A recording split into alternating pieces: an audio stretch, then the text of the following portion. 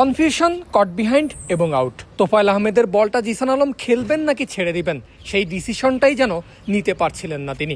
শেষ পর্যন্ত এমন দ্বিধায় ধরা আর ছাড়ার মাঝপথেই সিদ্ধান্ত নিলেন তিনি বলটা ছাড়বেন। তবে ততক্ষণে সর্বনাশ হয়ে গেছে জিসানের। বল উইকেট কিপার জাকেরের বিশ্বস্ত গ্লাভসে যেতেই চারিদিক থেকে জোরালো আবেদন ইস্ট জোনের।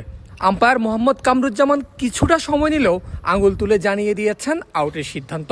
জিসান ঠায় দাঁড়িয়ে আছেন ক্রিজে, কারণ শেষ হলো তার ৮০ বলে খেলা ১৪ রানের ইনিংস, যে ইনিংসে রানের খাতাটা তিনি খুলেছিলেন নিজের খেলা ৫২তম বলে।